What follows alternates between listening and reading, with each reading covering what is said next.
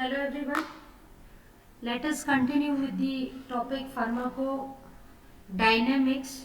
So in the earlier lecture we have covered the transducer mechanisms, or how exactly the different types of receptor carry the signal further, so that the effects are shown onto the certain effectors. It may be certain enzyme activities or certain transporters, or some proteins will be altered in such a way that the effects are produced by a particular drug according to what signal is brought by the receptor. Now let us continue with the pharmacodynamics. Some few more concepts are to be covered. So the first one includes the receptor regulation. So receptor, as we have seen earlier, the receptor can be stimulated or they can be blocked by several drugs. Okay, now not only that, receptor exists in the dynamic state, that is their density and efficacy can be altered by certain situations or certain substances. That is a number of receptors or their sensitivity towards a particular substance or its agonist or antagonist, it may be changed. It is subject to regulation. That is, it may be altered by certain situations, like say for example the level of ongoing activity. Okay, so how much the receptor is getting stimulated or that effector pathway is getting stimulated. So that may alter the density or efficacy of your receptor, or the feedback from their own signal output. So after stimulation or inhibition of that receptor, there may be some output or some response which is produced, right? So if that effect is produced in excess or in less amount, obviously there will be some feedback mechanisms which will come into play, and it may alter the density or the efficacy of the receptor. So receptor regulation can take place, or the regulation also may be instituted by some other pathophysiological influences. Say for example you are suffering from some kind of disease which may alter the receptors. Maybe it may proliferate, it may increase the synthesis, decrease the synthesis, or the receptors may get destructed. Okay, so number of receptors may be reduced, or their sensitivity towards the agonist or antagonist may be altered, so that the ultimate effect which is produced by stimulation or inhibition or blockage of that receptor, it may be altered. So these are the several conditions in which the receptor regulation can take place. Now let us see how exactly the receptor regulation is effectuated. Okay, that is, what are the different outcomes which may be seen once the receptor regulation takes place by any one of these situations. So first one is the supersensitivity may take place. It may result in supersensitivity, or second thing is it may result into desensitization or refractoriness of the receptor may take place. Now let us see what exactly these two mean. Okay, now let us come to the first one, that is supersensitivity. Now supersensitivity, as the name implies, the sensitivity of your receptor is enhanced towards the agonist. So the amount of effect which is shown by that particular receptor, it will be enhanced. The agonist binding, it is the same as normal, but its sensitivity towards your agonist will be enhanced in such a way that the enhanced ultimate consequence or the action or the effect of that particular agonist will be seen. Okay. Now, what are the situations in which it can happen? Why this supersensitivity may take place? Supposing if that receptor, it is deprived of the agonist for a long period of time. That means that receptor is not allowed to bind to its agonist for a long period of time. Okay. Maybe by denervation or by continued use of the antagonist. Supposing if you use the antagonist can only block the receptor, right? It can bind to the receptor, but it cannot stimulate that particular receptor, right? So in this particular situation, or if a drug which reduces the input, that is administered. Okay. Okay, so in such situations, what will happen? The agonist will not be able to access the receptor, so it will be deprived of binding to that particular receptor for a long period of time. Okay, then suddenly if the receptors are available to bind to that agonist, what will happen? There will be a lot of sensitivity which is produced. The same you can compare it if you don't meet your friend for a long period of time, and suddenly if you see that particular friend after say a prolonged time, after so many years, if you meet your friends, what will happen? You will be very much excited, right? Okay, so same thing will be happening with your drug and the receptor. So receptor will show the enhanced action when the agonist bind to the receptor after prolonged deprivation. Okay, or maybe the effector system, its efficacy is enhanced, its ability to transduce that signal, it may be enhanced.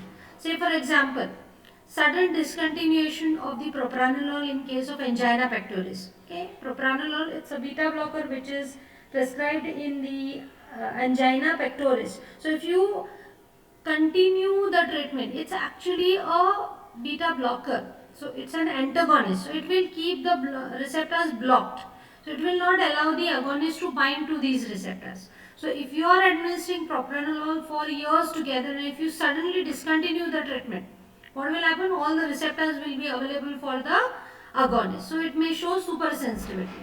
Same is the case which may be shown in case of opioid withdrawal syndrome also. Now, what are the different mechanisms by which this supersensitivity can take place? Okay. There are three main mechanisms by which this supersensitivity can take place. The first one is unmasking of the receptors. Okay, so the receptors which were masked over here, okay, say by the antagonist remain bound to your receptor. So the receptors are masked. Your agonist is not able to bind to them. It will not find the receptor. So it will be as good as the receptors are hidden. Okay, so sudden unmasking of the receptors, that may result in supersensitivity. Secondly, proliferation of the receptors. Okay, that is the number of receptors may increase. Okay, their synthesis may be increased. So this process is known as upregulation. More number of receptors are synthesized. Okay, so again the number of receptors available will be more. So agonist may be able to bind to the receptor with more affinity. Then next reason is accentuation of the signal amplification by the transducer mechanism. So the pathways, various pathways which we have seen in the earlier lecture. So their amplification, signal amplification may be accentuated so that the greater amount of response may be produced by the same amount of the agonist. So it may also result in supersensitivity. Then the second case which we have seen under the receptor regulation is a desensitization or the refractoriness. Okay, so it is exactly opposite to that of the supersensitivity. Okay, so here what will happen is desensitization, that is your receptor will not remain sensitive towards your agonist. That is, say a lesser amount of effect may be produced by the same level of the agonist. Now why it may happen? If you continuously stimulate that particular receptor, or supposing intense stimulation of that receptor it takes place, so in that case what will happen is the receptor will become less sensitive towards your agonist, and this particular phenomenon is known as desensitization or refractoriness. Say for example, in the treatment of Parkinson's disease, levodopa, okay, high doses of levodopa when they are given, okay, levodopa actually is converted into dopamine, and dopamine acts by interacting with dopaminergic receptor. So continuously if you go on giving this treatment, continuously dopamine will be released. Okay, levodopa will be converted into dopamine. Continuously the receptors will be stimulated by that dopamine. So what will happen over here? Due to that continued stimulation of the receptors, the ultimately after few years of treatment, receptor desensitization or refractoriness may take place. So that after few years, what may happen? The control over that particular condition may be lost. Okay, so a given amount of drug may not be able to produce that much therapeutic effect in the Parkinsonian patient after prolonged treatment of levodopa has been given to that person. Okay, now how or why this desensitization or refractoriness is taking place? What are the mechanisms over here? Firstly, masking or internalization of the receptor may take place. Okay, it's exactly opposite to the first reason which we have seen under the supersensitivity. Okay, so here masking may take place so that the receptor is not available for the agonist to bind. It becomes inaccessible to your agonist. Your agonist is not able to find the receptor. It is blocked. Okay, or it is masked rather by some other substances. Okay. Second reason is decrease in the synthesis of the receptor. So the number of receptors, they may reduce. Why? Because maybe the synthesis of the receptor is decreased or the destruction of the receptor may be increased. So either ways what will happen? If due to some reason the synthesis of the receptor is decreased or the destruction of the receptor, more number of receptors are getting destructed. Okay, so what will happen? The number of receptors will automatically go down. So this particular process is known as down regulation. Up regulation is increase in the synthesis of the receptor. The number of receptors may enhance proliferation of the receptors. Exactly opposite thing is happening over here in down regulation. The number of receptors are getting reduced. Example is quoted over here in case of down regulation, tyrosine protein kinase receptors. Okay, here down regulation may be seen. Now, this type of effect, that is desensitization. Now this desensitization may be again of two types: heterologous desensitization or homologous desensitization. Now let us see what exactly is heterologous desensitization. Okay, so ultimately here what will happen? Desensitization will take place. That is, no longer your agonist binding will produce the optimum amount of action. Okay. Now in case of heterologous desensitization, now in most of the cases, one particular function in your body may be controlled by a number of receptors. Okay, so more than one type of receptor, when they are stimulated, it may produce same type of effect in the body. Now let us take an example of the smooth muscle contractions in the intestines. The GI wall has smooth muscles. So they may be contracted by histamine as well as acetylcholine. Okay. The histamine is actually an autocoid which is released in the body, and acetylcholine, it's a neurotransmitter at the parasympathetic system. Okay. Histamine will act through histaminergic receptor, okay, H1, H2, H3 and all, and acetylcholine, it will act through the cholinergic receptor, muscarinic receptor basically over here. Okay, so both of these are producing the same action, same effect is shown, increase in the contraction of the smooth muscles of the intestines. But what is the difference? They interact different receptors to produce the same type of effect. Now, if one desensitization is produced by one particular agonist, if continuously, if stimulation is produced by, say, acetylcholine, it is continuously stimulating the receptors in your smooth muscles, and desensitization will take place towards acetylcholine.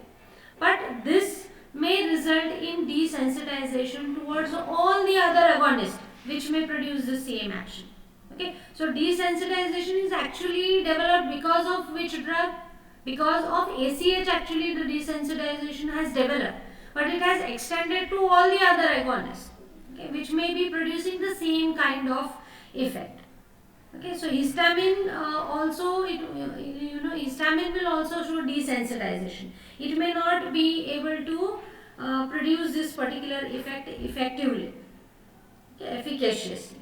So this type of desensitization is known as heterologous desensitization. So what you can conclude over here, that the mechanism of response effectuation, that is the intermediary steps which may be responsible for producing this effect, that could have become less efficient. That is the reason why any of the agonists coming, whether it is ACH or whether it is histamine, none of them are able to produce that much level of effect. That's because the actual main signaling pathway, that may have become less efficient, and both of them, if they are utilizing the same mechanism to produce this effect, obviously if any of the drug comes there, it will result in desensitization.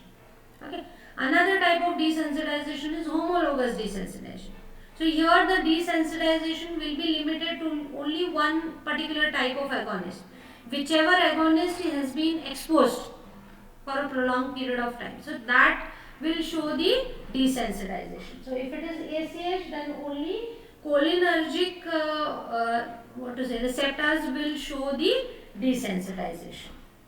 Then this to do with the receptor regulation. And the next concept is the functions of receptor. Now let us see what are exactly the different roles that the receptor play. First thing is, it may propagate, it may help in propagating the signal from the outside of the cell towards the interior of the cell. Maybe the effector is somewhere in the inside of the cell, maybe in the nucleus or maybe in the cytoplasm, and actually the stimulus may be produced outside the cell. So what will carry that signal intracellularly? It may be the receptor, which will help in transducing that particular signal from outside of the cell towards the inside of the cell. Okay. Within the cell, maybe that effector may be present. Okay. So your drug may not be able to cross the membrane and reach inside the cell. So receptor will help in carrying that signal inside the cell. Okay. Second function of the receptors may be to amplify the signal. Maybe the amount of signal which is generated by your drug may not be sufficient. So it may be amplified by the receptor. It will help in amplifying, enhancing the signal which has been brought by the drug. Next role is to integrate various extracellular and intracellular regulatory signals. Okay. Maybe there are certain signaling pathways, certain processes may be taking place outside the cell and some are taking place intracellularly. So these two may have to be integrated, and that function, that synchronization or integration or connection between the extracellular events and the intracellular events, that may be carried out by the receptors. Next role is to adopt the short-term or long-term changes in the regulatory process. We have just now seen that regulatory, the drugs receptors may be regulated, right? Okay, so to adapt to these changes, small-term or long-term changes, or maybe to maintain the homeostasis, receptor may play a very important role. So these are the different functions of receptor. Now next concept is non-receptor mediated drug action. So far we have seen that drugs, most of the drugs usually interact with some biomolecule in the body, right? So it will interact with some protein in the body which will act as a receptor. So we have seen the different types of receptors, right? It may be on the enzyme, it may be on the transporters, it may be on the ion channels. Okay? But at the same time, there are some drugs which do not interact with any of the receptors. They do not produce their action by binding to some specific regulatory macromolecules. Okay?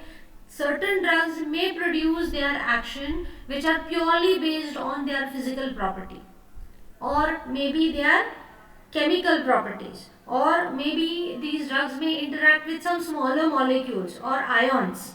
Okay? Say for example antacids, they neutralize the acid. They don't bind to any receptor in our body. Chelating agents, okay, in case of poisoning, the metal poisoning, heavy metal poisoning, chelating agents are used. They directly bind to those metal atoms. Okay? They don't bind to any receptor and then transducer does not take place. Okay?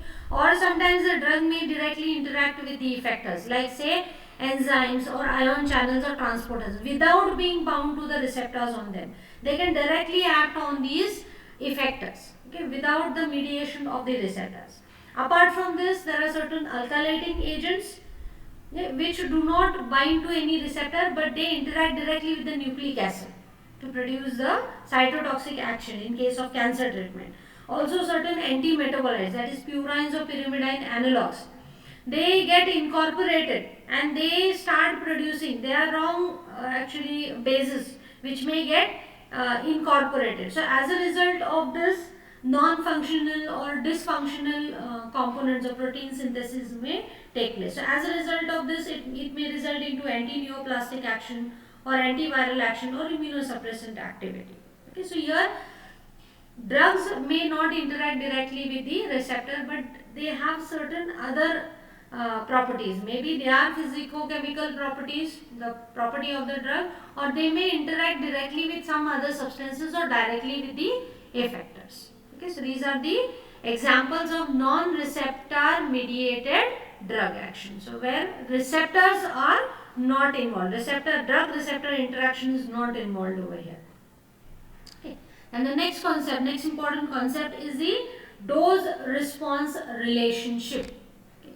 Now any drug which you administer in the body, ultimately it will start showing some response, right, some effect.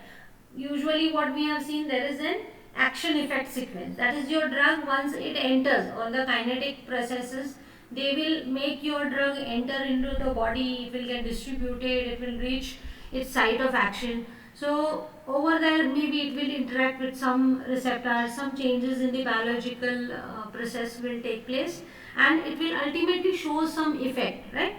Okay, so there is a relationship between the dose. Dose is the amount of drug which you are administering, right?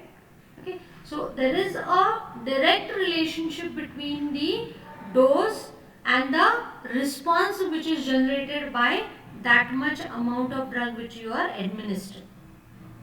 These are related to each other.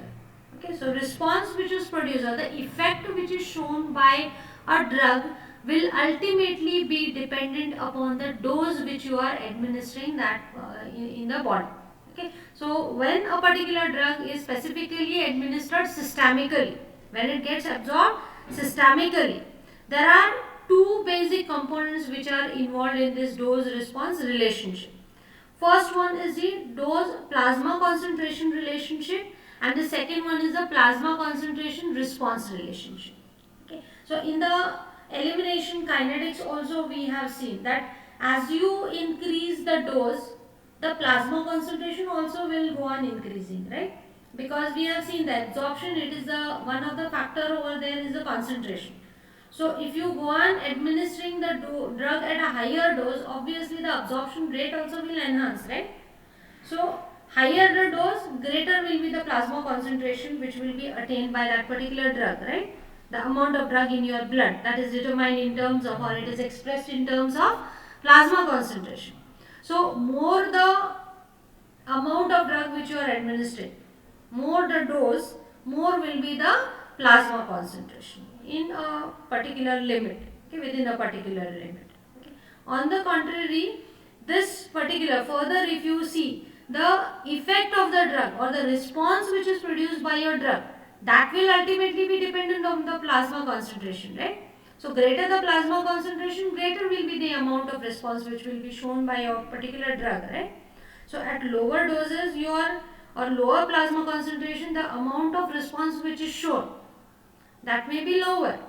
Okay, so as you go on increasing the plasma concentration, the effect or the response which is produced by that drug, that may also go on increasing proportionately.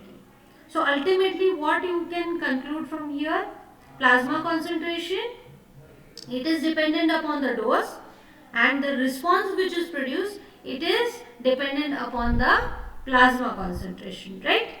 So ultimately what could be the conclusion? The response, that is ultimately dependent upon the dose of the drug. Okay, so ultimately the dose of that particular drug which you administer, that will determine what will be the level of response or what will be the level of effect which will be produced by your drug. So that's how dose response relationship is quite important. So a dose response curve is plotted for any particular drug. Okay? DRC, it is known as dose response curve. So that is quite important. So when you administer a particular drug at a particular dose, if you measure the response, if you are able to measure the response, so if you administer the drug at different doses and measure what responses are produced at a particular dose, so you will get a particular curve, right? At different doses, if you measure the response, the amount of response which is shown by that particular drug, so if you measure that, so say for example at dose, when the dose is 0, obviously the no response will be produced. So as you increase the dose, obviously the response also will increase, right? It may show enhanced response. So maybe somewhere you'll reach somewhere here. So as you go on increasing the dose, obviously the response which is shown, that will also be increased. So when you plot this on a graph, when you administer the drug at different doses and when you measure the response which is produced by that particular drug, it may be any response, any therapeutic response of any drug. So usually what will happen, as you increase the dose, the response also will go on increasing proportionately, right? Now of course that will depend upon the property, various properties of the drug. Okay. So usually when you plot it on a graph, this dose response curve, it will have a shape of a rectangular hyperbola. Here, this one. It will slowly go on increasing as you increase the dose. Slowly what will happen? All the processes, kinetic, dynamic processes, all of them, elimination, all of them will adjust each other and it will reach a particular level wherein further increase in your dose will not result in further increase of your response. So it will reach a particular saturation level wherein no further increase in the response may be seen by that particular drug. So usually when you plot dose versus response, it will be a rectangular hyperbola. Okay. Now why this is happening? Okay. Why such particular curve is obtained is because the drug receptor interaction, it follows the law of mass action. Okay. So the effect E, okay, because of this the effect of E which is produced the effect E which is produced by that particular drug, it can be given by this particular formula, that is Emax multiplied by D divided by Kd plus D. Now, E is the effect which is produced by your drug at concentration D or at a particular dose D. What is Emax? Emax is the maximum response which can be shown by your drug. And the Kd, it is the dissociation constant of your drug receptor complex. Because we have seen that when a drug acts, it shows the action, it has to interact with the receptor, right? So dissociation constant of that particular drug receptor complex. Now this is equal to the dose of the drug at which half maximum response is shown, somewhere over here. Okay, so dose at which half the response is seen, half of the maximum response is seen. Okay, so this is how the effect of the drug, effect which can be produced by a drug, can be calculated. Okay. Now, supposing if you convert your dose into log dose. Now, if the concentration of your drug, generally the concentration may be expressed in milligrams, okay, milligrams per ml, your plasma concentration, or say micrograms per ml. Okay. Now, supposing if you convert that dose into log dose, this curve which you have obtained, it was a rectangular hyperbola, right? Slowly it will increase, a time will come wherein it will flatten. But supposing if you convert that dose to log, the shape of the curve will become sigmoid in nature. Okay, so in this case the intermediate portion will be linear. Okay, that is, as you change the dose, the response will also change accordingly, linearly or proportionately. But initially the curve is little bit flatter, right? So why it is flatter? Because here more amount of dose is required to produce the certain amount of action. Okay. On the contrary, if you move upwards, again the curve has flattened over here. So further, when you increase the dose, the response may not increase. So a maximum level will be reached over here. Okay. So here the shape of the DRC is getting changed. So when you convert the dose into log dose, the curve becomes sigmoid in shape. Okay. And the relationship between the dose and your response, the log of your dose and the response, it becomes linear in nature. It shows a linear relationship. There are some other advantages also of plotting your dose on the log dose scale. That is, a wider range of drug doses can be plotted on the graph. Okay. Now, when you find out a log, what happens to that particular value? When you take any value and if you find out the log of that, what happens? The value of that number reduces, right? If you find the log, it becomes smaller number, right? So, as a result of this, you get a wide scope of plotting this particular dose. A large dose range can be plotted on a single graph paper or a small graph paper. Okay. Another advantage is that comparison between different drugs may be possible. By plotting different curves on the same graph, you can compare maybe different agonists, or a study of the antagonist may be done. So agonist, the DRC of agonist and the DRC of agonist in the presence of antagonist. So you can plot that on the same graph paper and you can compare. So comparison, it gives a scope for comparison. When you plot the values, when you convert your dose into log dose, the values become smaller and it gives more scope for your plotting. So these are the advantages of the utilization of the logarithmic scale. Okay. Now coming to the types of the dose response relationships. Okay. Basically there are two types of dose response relationships: the graded dose response relationship or the quantitative dose response relationship, and the second one is quantile or all or none dose response relationship. Okay. So now let us consider both of these one by one. So first one is the graded dose response relationship. So as the name implies, it is the relationship between the dose of your drug and the particular amount of response in the single biological unit. That means in the same tissue or in the same individual, you are varying the dose of your drug and you are observing what is the type of change in the response which is being observed.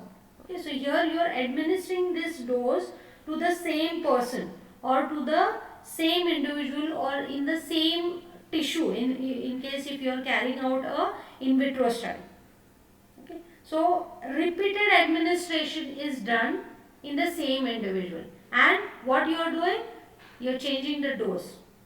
Okay, so that's why the term graded is used. So you are changing, you are altering the dose of your drug and you are observing what is happening to your response. Okay, so you are finding out the relationship between your dose of your drug and the response which is being produced by that particular dose of your drug in the same biological unit. So that's why it is known as the graded or quantitative kind of dose response relationship. So you are comparing the amount of your drug with the amount of the response which is produced by that particular amount of your drug. Okay, so that's why it is termed as a graded response. So here there is an increase. As you increase the dose, there is an increase in the pharmacological response which is produced by that particular drug in a graded fashion. Okay, provided it crosses a particular level of your dose, and that particular level is known as a threshold dose. Okay, so for any particular drug, it has to cross a minimum level for it to start showing its effect, and that particular dose is known as a threshold dose. So maybe in this case this is a threshold dose. So unless and until your drug crosses this level, it will not show its appropriate response. No doubt it is showing the response, but that may not be sufficient. Yeah? So unless and until it crosses this threshold dose, it will not show effects. Okay, so this minimum level is known as a threshold dose, which has to be crossed by a drug to show its pharmacological effects. Then further on, if you go on increasing the dose, okay, so as you go on increasing the dose, the response also will increase, right? But at a particular level, there will be one particular level wherein the maximum response will be shown by that particular dose of your drug. Okay, so a steady state level will be obtained in your response, okay, and that is known as a ceiling response, okay, and the dose at which it occurs is known as a ceiling dose. Now in this case, at this particular point, if you can see till here, what is happening, as you are increasing your dose, what is happening to your response? That is also increasing, right? It is also increasing. It is going on increasing. As you increase the dose, response is also increasing. But from this point onwards, what is happening to your response? Even if you further increase the dose, what is happening to your response? It is almost remaining constant.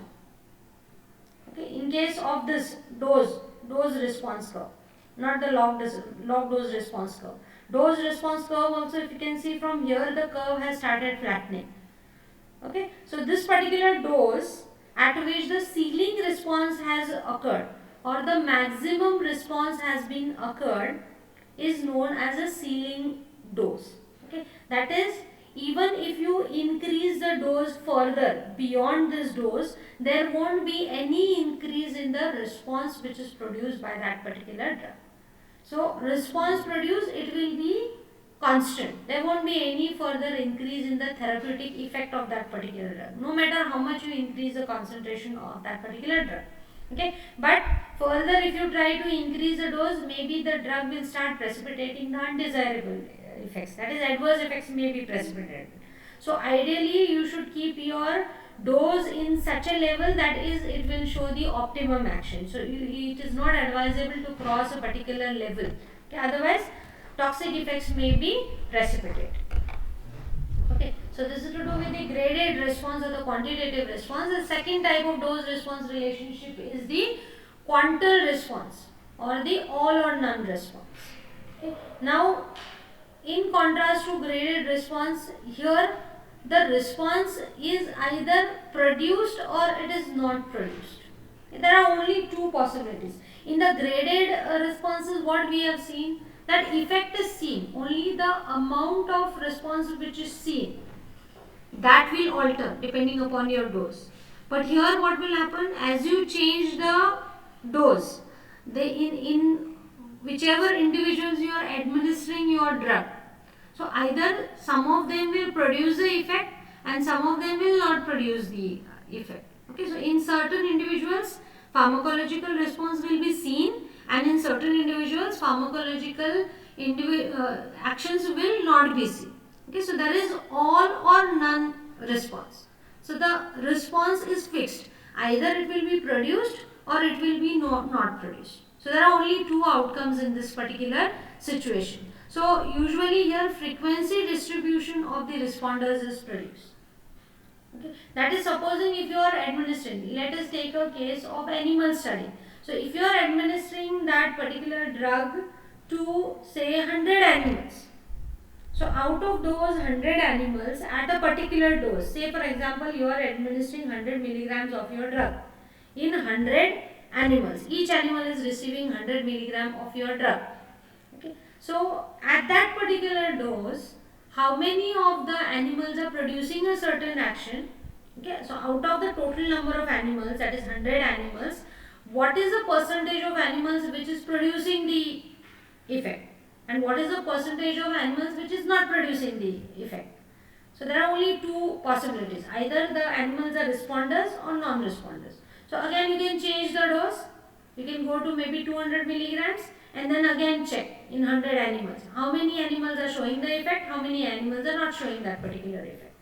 Okay, so you can categorize your animals into responding or non-responding. Let us take an example of lethal toxicity test. The toxicity test of a particular drug or a chemical when it is done. So you administer a particular amount of your drug in the animals and you find out how many of the animals are dying at that particular dose. So there are only two outcomes over here, right? So either the animal will die or it will remain alive. So there are only two chances. It will remain alive or it will be dead. So you have to find out how many animals are dying and how many are remaining alive. Okay. So here frequency distribution is done at particular dose. What is the distribution? How many animals or how many individuals are showing the action and how many are not showing the effects. Okay. So in this case, when you plot it, log dose on the x-axis and the responding responses on the y-axis, you will usually get a normal distribution curve. This is how it will look like, Gaussian curve. Okay, so a bell-shaped curve will be obtained in this particular case. Whereas in case of previous graded response, as we have seen, the sigmoid curve may be obtained. Okay, because over there repeatedly you are seeing the responses in the same biological unit. Okay. Now, next concept is the therapeutic window phenomenon. Okay. Now, this particular phenomenon is shown by only a few drugs. Certain drugs, they produce optimum effect only when a particular plasma level of these drugs is seen. Okay, so only when these drugs plasma level is maintained in a particular range, a narrow range of plasma concentration of that particular drug, or a narrow range of the drug doses. So only if you administer that much amount of drug, or only if you keep the plasma level in that particular range, the drug will start producing the optimum therapeutic effect. Only in that range it will show the beneficial effect. Below that range or above that range, it may not show the effect. Optimum effect may not be produced. Say, let us take an example of tricyclic antidepressant, imipramine. So this produces maximal antidepressant. It's an antidepressant drug used in the treatment of depression. So maximum antidepressant effect is shown only when their plasma concentration is maintained in between 50 to 150 nanogram per ml. So if you go below 50 nanogram per ml, or if you cross this 150, if you go, the concentration goes beyond 150 nanogram per ml, this particular drug will not show effectiveness in the depression. One more example, glipizide. Okay. So this particular drug, it lowers the blood sugar level. Okay. So now supposing if you give this particular drug at a dose of more than 25 milligrams per day.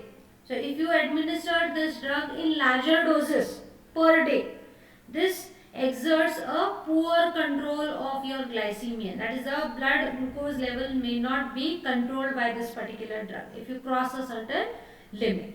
So this particular phenomenon is known as therapeutic window phenomenon. That is, your drug will show optimum activity only when you administer it in a particular level. In a particular range, it will start showing the optimum effect. Okay. Now, exactly why these drugs are producing such type of effects is not known. It may be because with the change in the dose of the drug, various facets of the actions may be predominant. At different doses, maybe at one particular dose, one effect may be predominant. At other dose, as you go higher, maybe some other effect may be predominant. So accordingly, it may show variation in its therapeutic effect, or it may show the therapeutic effect, or it may not show the therapeutic effect. Okay, this could be the reason for this particular phenomenon. Then the next concept is drug potency and the efficacy of the drug. Okay. Now let us come to the potency of a drug. Okay, now what is the potency of a drug? So we have so far seen what is a DRC, dose response curve. So for any particular drug, when you go on changing the dose, the response also will be altered, is what we have seen. So usually when you increase the dose, okay, in the graded type of dose response relationship. So when you go on increasing the dose, the response of that drug will go on increasing. Okay. So when you plot it on a graph, it will show a curve that is called as a DRC. Okay. And the shape of that curve, it becomes sigmoid when the log dose is plotted, is what we have seen. So here if you can see, a number of DRCs are plotted, right, on the same graph. Okay. Now the position of your DRC on the x-axis on your dose axis, that will determine what is the potency of your drug. Okay, so position of your DRC on the dose axis, that is on the x-axis, that is the index of drug potency. Now what is a drug potency? It is the amount of drug which is needed to produce a certain amount of response. Okay, so a particular, it's always peculiar to that particular drug, right? That this much amount of drug will produce this much amount of action. Okay, so that potency means what? It is the amount, how much amount of drug is needed to produce a particular amount of response in that particular biological system. Okay, now what you can conclude about this potency, according to the position of this DRC on the x-axis, that is on the dose axis. The DRC which is positioned more towards the right hand side, this indicates a lower potency. So what is the meaning of that? More dose is required to produce the same amount of effect. Now let us say compare drug D and drug C. Okay. If you can see, to produce this much amount of response, okay, how much of drug D is required? Okay, this much amount. And how much of drug C is required to produce this much of action? Here, somewhere over here. So obviously what you can conclude, to produce same amount of action, the drug C, how much amount is required as compared to drug D? More amount of drug is required to produce the same amount of action, right? So what you can conclude from here, drug C is less potent as compared to drug D.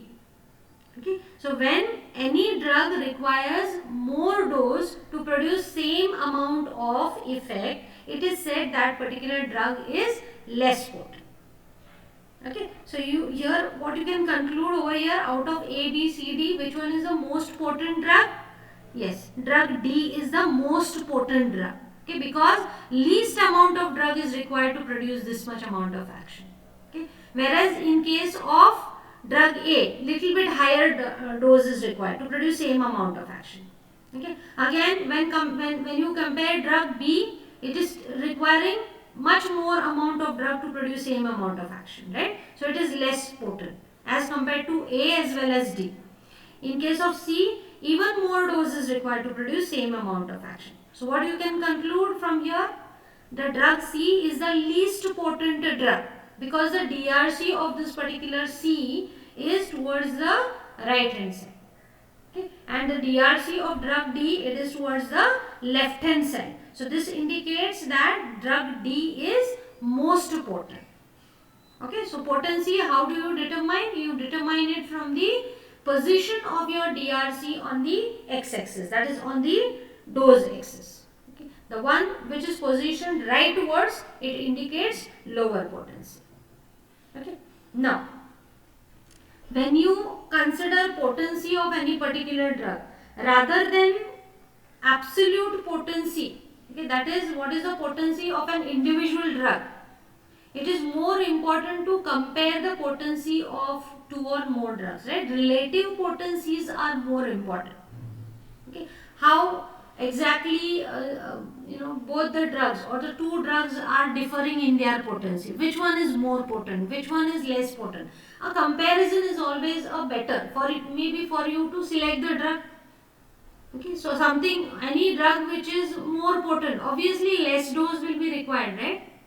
So you may have to administer less dose of that drug in that patient. So less dose meaning less drug, less amount of side effects also. So there are several advantages of utilizing less amount of drug to produce the same amount of action. So always the drug having the higher potency may be better, because you may require a lesser dose to produce same amount of action. Okay. Say let us take an example of two drugs, morphine and pethidine. Both of these are opioid analgesics, that is they can reduce the pain. Okay. But effect wise, if you can see, response wise, okay, the amount of response which is shown by 10 milligram of morphine, okay, the same amount of response is produced by pethidine at a dose of 100 milligrams. Okay, both of these drugs show the same amount of action, okay, at this particular point. But what is the difference over here? The amount of drug which is required to produce that particular effect. Now, say for example, this DRC-D, it is the DRC of your morphine, and if this curve C, it is the DRC of pethidine. Okay? So, at this particular point, to produce this much amount of response, morphine, how much is required? 10 milligram is required. Okay, so a lower dose is required. But in case of pethidine, how much dose is required? 100 milligram is required. Okay, so more amount of pethidine is required to produce same amount of action. Okay, whereas what you can see relation between the two amounts, in case of pethidine you require 10 times more dose, right, to produce the same amount of action. On the contrary, in case of morphine you requires 10 times less dose as compared to pethidine to produce same amount of effect. So what can you conclude from this? It shows that morphine is 10 times more potent than pethidine. So relative potencies can be compared over here, and you can express it in terms of relative potencies. Which one is more potent and by how many folds? So here you can see that in case of morphine, 10 times less dose is required, right, to produce the same amount of action. So what you can say, morphine is how many times potent than pethidine? It is 10 times more potent than pethidine, because 10 times less amount of drug is required to produce the same amount of action. Okay, so it's towards the left hand side. So morphine is more potent. And by how many times? It is 10 times more potent, because 10 times less dose is required to produce same amount of action. Now, the next concept is the drug efficacy. Now, what is a drug efficacy? The maximum limit or the upper limit of your DRC is known as the drug efficacy. Now, what is a drug efficacy? It is the maximal response which can be elicited by your drug. That is known as a drug efficacy. So, here, what we have seen earlier, this is the ceiling dose, right? So, it is a dose at which your drug shows the maximum response. So further this, if you go on increasing the dose, the response will not increase. So that particular point is known as the drug efficacy. The maximum response which can be elicited by your drug is known as the drug's efficacy. Okay, so morphine, it produces the degree of analgesia which is not obtained by any of the doses of aspirin. So morphine has higher efficacy as compared to morphine. It will not be attained by any dose, even no matter how much you increase the dose of your aspirin. It will not show that much amount of analgesic property. Okay, so what you can conclude over here, morphine is more efficacious than aspirin. So here if you can see efficacy, what is the efficacy? This particular level, which shows the maximum response. So these are the efficacies for these 4 drugs. It's a maximum level of effect which can be produced by these drugs. Okay. Now, most of the times what happens is these two terms are used interchangeably. Okay. But are they same? No, they are not same. What is the potency? It is the amount of drug required to produce a certain amount of effect. And what is drug efficacy? It is the maximum amount of effect which can be produced by a drug. So these two are not same, but mostly they are used interchangeably, but these two can vary independently. Okay, so you just cannot call it as the same. These two are two different concepts. Okay, drug potency is something different and drug efficacy is different. Now let us take some of the examples. It will make it more clearer. Okay, say for example aspirin. It is less potent as well as less efficacious analgesic than morphine. Okay, so here in this case what you can say, aspirin, it is less potent. Why it is less potent? Because the DRC of aspirin is located on the right hand side, right? Okay, so it is less potent as well as it is less efficacious analgesic than morphine. This is the DRC of morphine. Say for example, okay, so aspirin, its DRC is towards the right hand side when you compare it with the morphine. So obviously aspirin is less potent as compared to morphine. And of course, what about the maximum effect which is seen? For aspirin it is lower, right? It's at 0.62, whereas in case of morphine it is 1. So what it indicates? The efficacy of aspirin is lower as compared to morphine. Okay, so aspirin is less potent as well as less efficacious analgesic as when you compare it with the morphine. Let's take one more example. Pethidine, it is less potent but equally efficacious analgesic as morphine. Say for example, this is the DRC of your morphine, this is the DRC of pethidine. Now what you can conclude from these two DRCs? Potency wise, which one is less?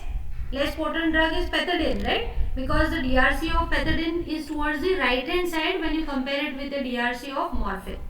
But what about the efficacy, the maximum response for both the drugs? It is the same, right? Okay. Only thing is maximum response, the amount of response, maximum response which can be produced by both the drug is same. But the amount of drug which is required to produce that is higher in case of pethidine. That's why pethidine is less potent than morphine, but it is equally efficacious. Efficacy of both the drug is same. Maximum response shown by both the drug is the same. Then, one more example. Furosemide is less potent but more efficacious diuretic than metolazone. Say for example, if this is the DRC of metolazone and this is the DRC of furosemide. So what can conclude from here? Okay, furosemide, it is less potent. Why? Because the DRC is on the right hand side when you compare it with the metolazone. But efficacy wise, which one is better? Furosemide is better. It is more efficacious as compared to metolazone because here the maximum response is higher as compared to metolazone. Okay. One more example. Diazepam is more potent but less efficacious CNS depressant than phenobarbital. Okay. Diazepam, it is more potent, right? Because its DRC is on the left hand side when you compare it with the DRC of phenobarbital. But efficacy wise, it is less efficacious. Okay, potency is more but efficacy is low. Maximum response is lower of diazepam when you compare it with the phenobarbital. So this could be two important criteria, for the selection of the drug, appropriate selection of the drug.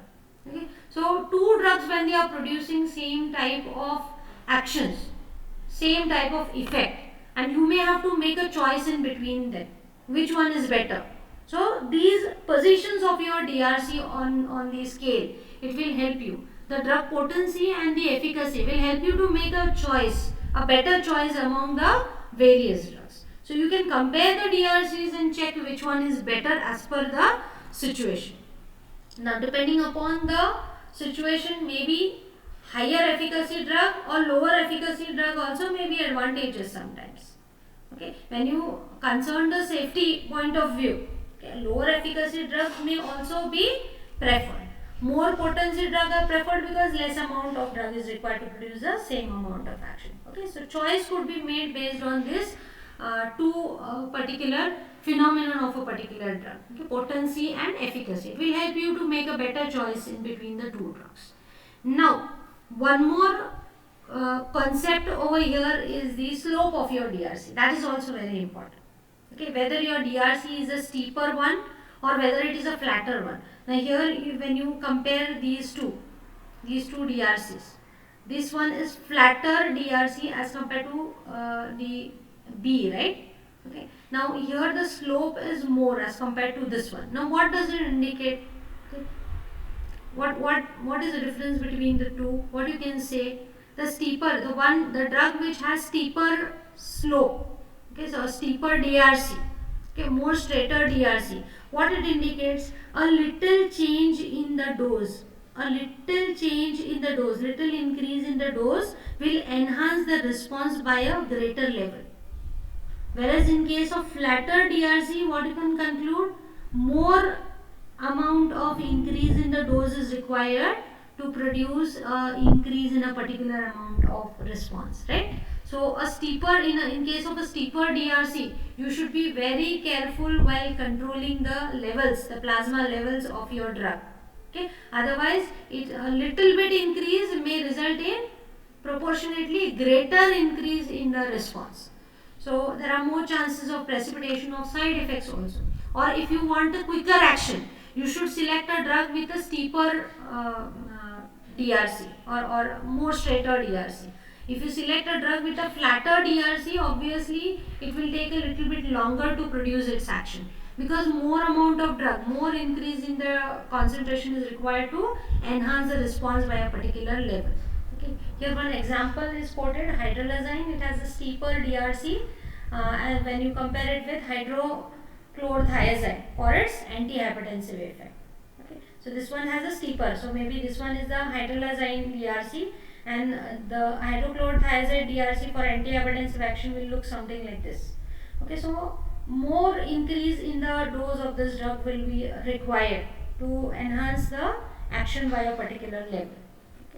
Then next concept is the selectivity. Okay. Now, when you prescribe a particular drug, it seldom happens that one particular drug will show only one particular type of effect. There are many drugs which produce more than one type of effect. Okay. So any drug which is used to lower the BP, it's not necessary that it will only lower the BP. It may have some effect on some other systems also, right? It may be a CNS stimulant drug also. It may act on your CNS and it may produce CNS stimulant effect also. So that could also happen. So one particular drug may show multiple effects. So there will be DRCs for different effects of the drug. So when you observe only decrease in the BP, you will get a curve of that drug which will show only change in the BP. But when you observe, as you change the dose, when you observe the CNS stimulant effect, obviously you will get a different DRC, right? You will not get the same DRC. Because maybe a different dose is required to produce CNS stimulant action as compared to that dose which is required to produce the lowering of the BP. Okay, so it's very important to consider the extent of separation of these DRCs. So supposing if those two effects DRCs are located very close to each other, you may want your drug to reduce the BP, but little bit higher dose if it is producing CNS stimulation. Is it advisable? Little bit increase in the dose, what will happen? It will start stimulating the CNS. So that's not advisable. Okay, so the DRCs for the two effects of the drug, those also should be well apart from each other. Okay, so that extent of separation of the two DRCs of different actions or effects of the drug is the measure of the selectivity.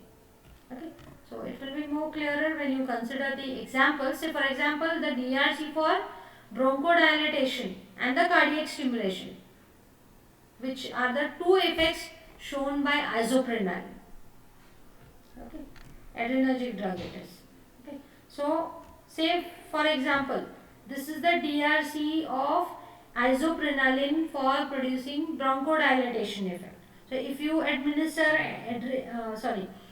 isoprenaline and if you observe the amount of bronchodilation it is producing, so this is the DRC which you get. As you increase the dose, there will be increase in the bronchodilation which will be produced. So when you plot it, you will get a curve. Supposing if you administer isoprenaline and observe the amount of cardiac stimulation which it is producing. Okay, so this is the DRC for the cardiac stimulation of isoprenaline. So if you can see, both the DRCs are located close together, right? Okay, so this shows that these are less selective. The effect of isoprenaline for bronchodilation and cardiac stimulation is less selective. Okay, so little bit increase, it may show the cardiac stimulation also. Okay, so this is not advisable. Whereas in case of salbutamol, the DRCs for same two effects are quite separated from each other, right? So this is the DRC for the salbutamol to produce a bronchodilation effect, and this is the DRC for salbutamol to show the cardiac stimulation effect. So if you can see, the gap in between the two DRCs is quite large, right? So any amount of your salbutamol okay, will not start precipitating the cardiac stimulation, right? If you limit your dose, it will show only the bronchodilation. It will not show cardiac stimulation. Okay, so whereas excessive increase in the concentration only will start producing the cardiac stimulation. So there is quite selectivity which is seen with the use of salbutamol. So it is more selective in producing certain effect. Okay, because the effects, the two effects which are shown by the same drug, the DRCs are well separated from each other. So this shows us it is more selective. Now again, the position of the DRCs for the therapeutic effect and adverse effect is also important, because we have seen that just like your drug will show some therapeutic effect, that is beneficial effect in that particular condition for which you are using. Say for example, if you are using that drug to say treat hypertension, so what is the therapeutic effect? It is a reduction of the BP, which is the therapeutic effect of that particular drug, right? Okay. But at the same time, it may produce CNS stimulant action, right? So CNS stimulant action, it becomes an adverse effect over here. So there may be two DRCs, right? One is the therapeutic effect DRC, second one is the adverse effect DRC. So separation of these two is also quite important. Okay, and the extent of separation in between these two is known as the safety margin or the therapeutic index of that particular drug. So always the drug will have to reach a minimum level for it to start producing its therapeutic effect. And in case of adverse effects, there is a maximum acceptable adverse effect, maximum level which can be acceptable.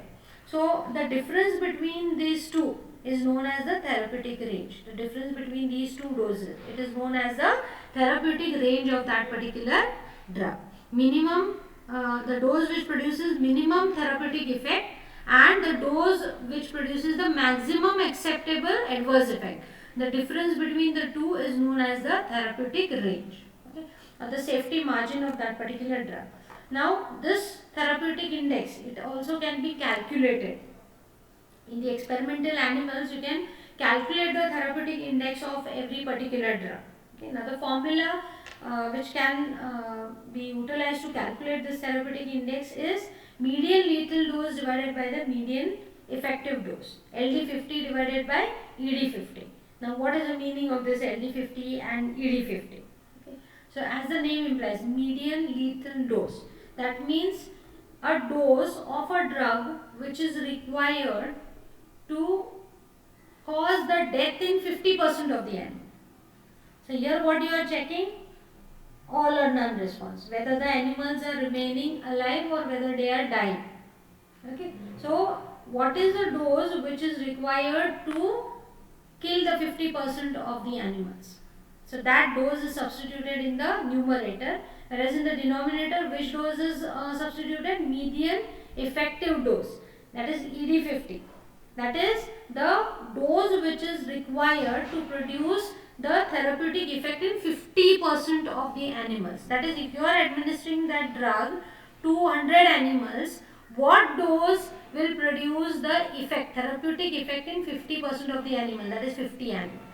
And in this case, which is the dose which causes the death of the 50% of the animal. So those doses are plotted over here, substituted over here, and you can find out the therapeutic index of that particular drug. Now, this particular therapeutic index, you just cannot generalize this particular value in all the individuals. Now calculation in the animals, it will give you a certain level, but then when you actually prescribe a particular drug, it may not behave in the same way in all the individuals, right? There may be quite a lot of individual variabilities in the effect of the drug, in adverse effects of the drug. So it's not very easy to find out what is the therapeutic, or you cannot generalize on the therapeutic range of your drug. It's quite challenging. So generally the physicians, they have to rely on the data, right, from their experience. You know as to which is the dose which will produce optimum therapeutic effect and which one will show the adverse effect. So it may be variable depending upon the individuals. Then next concept is the risk benefit ratio. Now risk and benefit, now these are the two, every coin has its two sides, right? So a drug also has its two sides. It may be risky also to give a particular drug, and also it may be beneficial. Okay, so risk benefit ratio, it is the balance in between the estimated harm and the expected advantage. Say for example, your drug will show adverse effect. It may be costly or it may be inconvenient to the patient. Okay, so these are the estimated harms. These are the type of estimated harms.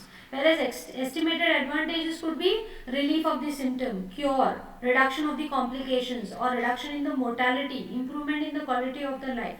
So these are the advantages. So both of these should balance. It will not happen that any particular drug will show only the advantages. It will not happen. Okay. So either some harmful situation will be there. Okay. And you should select a drug in such a way that the expected advantages should outweigh the estimated harm. Now it's not very easy to calculate and find out that which one of the drug will be beneficial. Every drug will have some risk or the other.